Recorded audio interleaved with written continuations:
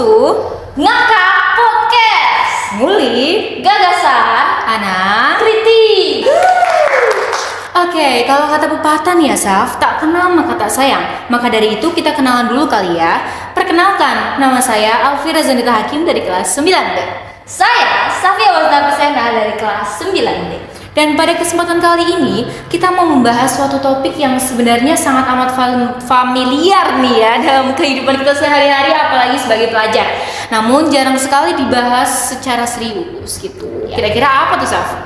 Kalian udah tahu belum betapa pentingnya pola pendidikan dan berpengaruhnya pola pendidikan terhadap kualitas SDM, kemudian lapangan kerja, bahkan hingga pertumbuhan ekonomi negara? Kayaknya sih belum pada tahu kali ya Saf. Oke, oleh karena itu maka kita akan bahas dan kupas tuntas di podcast kali ini.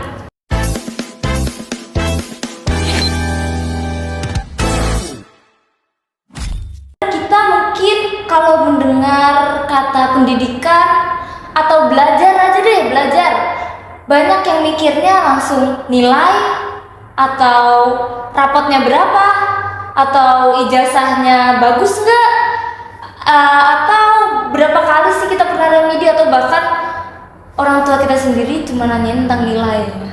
Padahal sebenarnya pendidikan itu nggak sesempit itu dan bukan cuma soal angka. Betul banget itu Safia, karena hidup setelah sekolah itu jarang banget soalnya berbentuk pilihan ganda. Dunia kerja itu nggak bakal nanya jawabannya A, B, C, atau D. Mereka bakal nanya apakah kamu mampu di bidang ini, apakah kamu bisa kayak gini. Itulah kenapa, karena dunia nyata itu bukan hanya tentang teori ya, tapi bagaimana kita bisa terjun dan praktek di dalamnya.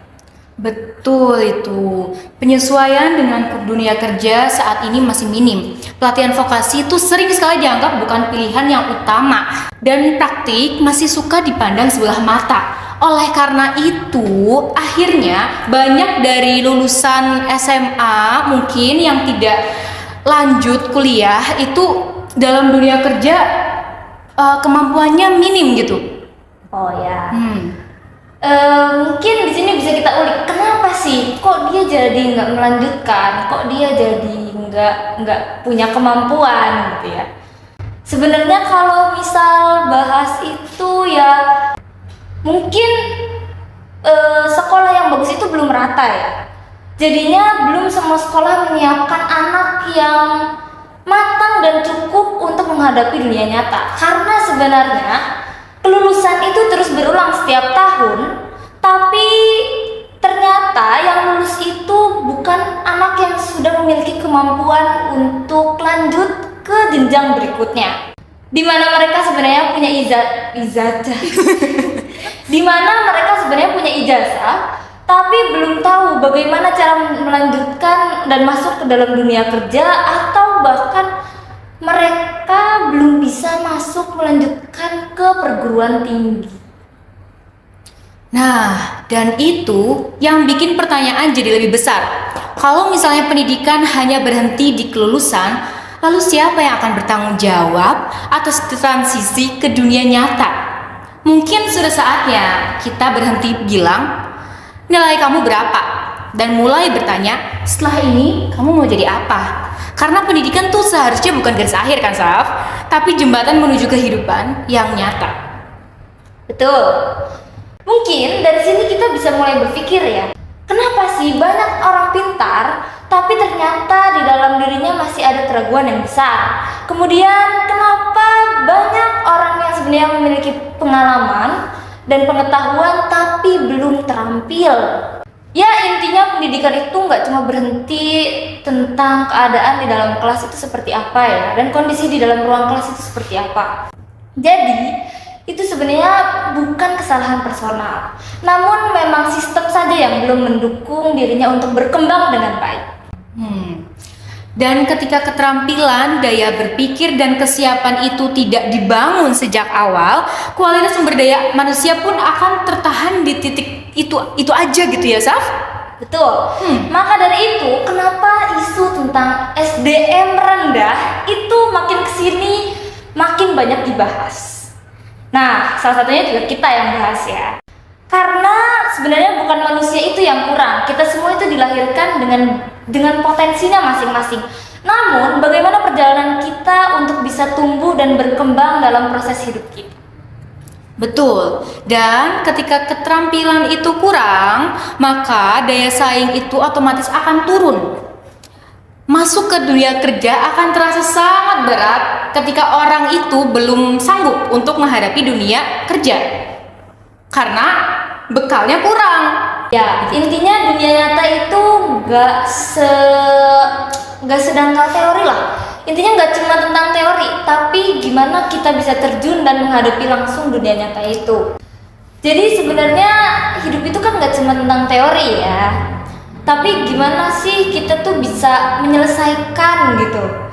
Nah, itu tuh namanya tuh praktek. Sekarang kalau sekolahnya itu tidak memfasilitasi prakteknya, tidak menyiapkan anak untuk bisa praktek menyelesaikan sendiri, gimana dia mau hidup? Nah, dari kurangnya keterampilan itu mengakibatkan produktivitas banyak pemuda itu rendah, sehingga banyak pengangguran. Anak-anak yang sudah lulus SMA, lulus SMK, bukannya cari kerja malah jadi pengangguran. Bukannya masuk kuliah, bahkan yang udah lulus kuliah itu ternyata susah ya cari kerja. Bahkan banyak dari mereka yang masuk kerja itu kok nggak searah sama fakultas pendidikannya mereka gitu. Jadi bahkan jadi banyak mereka yang bilang, apa sih kuliah tuh nggak sepenting itu, toh nanti kerja juga nggak terlalu berpengaruh dengan kuliah. Ya mungkin untuk beberapa orang itu betul ya, cuman nggak semua pekerjaan bisa kayak gitu. Kan lucu, misal kalian kuliahnya teknik kok mau jadi dokter, nah, itu kan lucu. Cuman kalau untuk beberapa pekerjaan yang mungkin umum dan pekerjaan itu bisa, yang penting orang itu punya skill itu, meskipun basic pendidikannya bukan itu, ya itu bisa. Cuman nggak baik untuk dinormalisasikan, karena sebenarnya setiap pekerjaan itu membutuhkan pendidikan yang mendasar. Jadi akan lebih baik ketika seseorang itu sudah paham lebih dulu tentang pekerjaannya dia sendiri.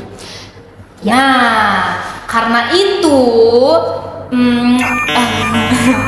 walaupun kita mungkin masih anak SMP nih ya Safia, tapi penting banget nih kayaknya untuk mengetahui cita-cita kita di masa depan itu mau jadi apa sih.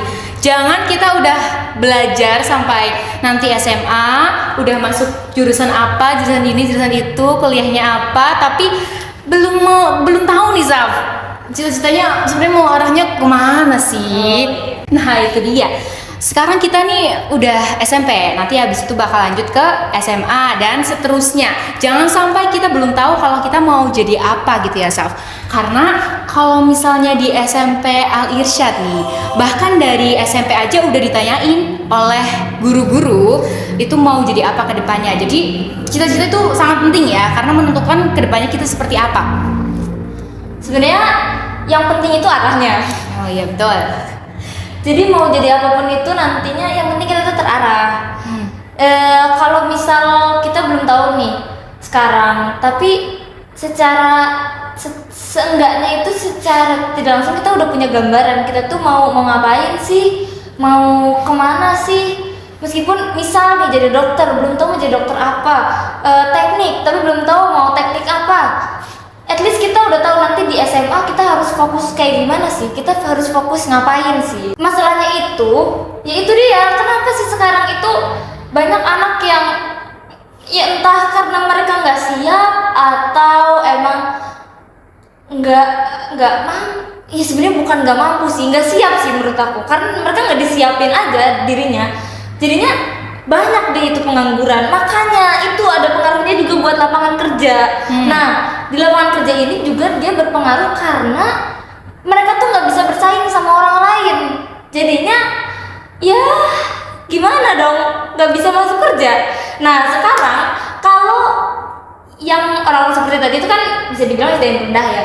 SDM rendah itu kok makin banyak, dan ya setiap tahun itu kan yang namanya kelulusan itu pasti akan lulus terus setiap tahun. Nggak mungkin dong masa satu anak, jangankan satu anak, masa satu angkatan ini bakal terus-terusan di kelas 12 misal, terus-terusan di kelas 9, kan nggak bisa, ada adik kelas yang harus naik. Nah, kelulusan ini kan setiap tahun itu bakal ada terus gitu ya. Sedangkan gimana mereka mau lanjut ketika sudah keluar dari jenjang pendidikan itu.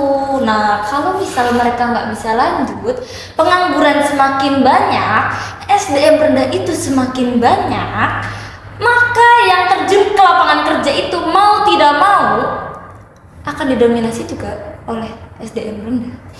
Karena bukan tidak ada pilihan ya. Kalau misal kita normalisasikan dan orang-orang yang sudah punya kemampuan dan sudah punya tujuan dia mau pergi kemana itu semakin sedikit, ya mereka juga kan punya hak mereka mau milih mau pergi kemana mereka gitu loh. Jadi kalau mereka sudah memilih dan mereka sudah menjalani hidup mereka, terus habis itu sisa-sisa yang lain ini yang belum punya pekerjaan, yang belum terjun, dan sisanya tuh tinggal mereka semua gitu. Jadi takutnya nanti itu SDM rendah ini itu malah betulan menjadi mayoritas. Nah, kalau mereka menjadi mayoritas, otomatis yang ada di lapangan kerjaan juga, ya itu dia SDM rendah itu, sehingga nanti akan berdampak juga. Bukan mungkin awalnya itu lapangan kerja yang bisa diakses itu terbatas, tapi kalau semakin banyak ya mungkin lapangan kerjanya yang jadi downgrade. Bisa jadi loh, bisa jadi. Tapi kita bahas yang saat ini aja. Yang saat ini itu ya itu dia lapangan pekerjaannya itu yang sulit didapatkan, jadinya terpaksa untuk ya mencari pekerjaan ya yang penting kerja gitu. Terus habis itu apa namanya lama-lama nantinya berpengaruh juga ke kualitas ekonomi yang bisa dibilang jadinya keluarganya mereka jatuhnya jadi yang golongan kurang mampu.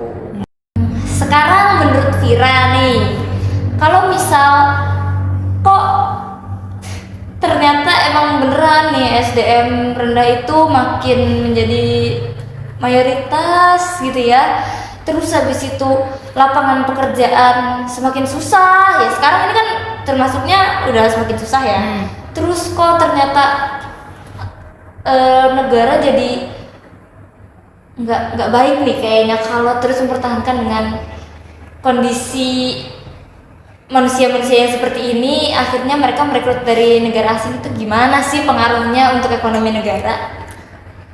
Sebenarnya nih ya Saf, ekonomi negara itu kan tidak dibangun secara instan ya. Namun dia melalui yang pertama investasi berkelanjutan pada pendidikan. Jadi itu dimulai dari pendidikan itu sendiri nggak sih Saf? Jadi mungkin Balik lagi ke pendidikan. iya, balik lagi ke pendidikan. Intinya semua itu sangat amat berpengaruh kepada pendidikan ya. Jadi untuk orang-orang yang menganggap bahwa pendidikan itu adalah hal yang tidak penting, menurut saya itu sangat salah sih Saf, ya kan? Betul. Ya, dan mungkin apa ya? Karena balik lagi ke pendidikan, dan kita perlu bahas juga pola pendidikan yang dari sisi tenaga pengajar ya bisa dibilang sekolahnya itu sendiri. Mungkin kebanyakan dari sekolah sekarang perlu membiasakan anak-anak untuk praktek langsung gitu, jangan cuma dijajalin teori kayak gitu. Iya betul, karena kan balik lagi ya, di dunia kerja itu kita nggak bakal bekerja dengan teori aja, tapi kan praktek langsung. Jadi teori itu sebenarnya memang pengetahuan, tetapi kalau misalkan dalam dunia kerja, teori itu sebenarnya nggak melulu dibutuhkan. Yang butuh itu praktek. Ya betul Beb. Kenapa kok akhirnya bisa berpengaruh untuk pertumbuhan ekonomi jangka panjang bahkan?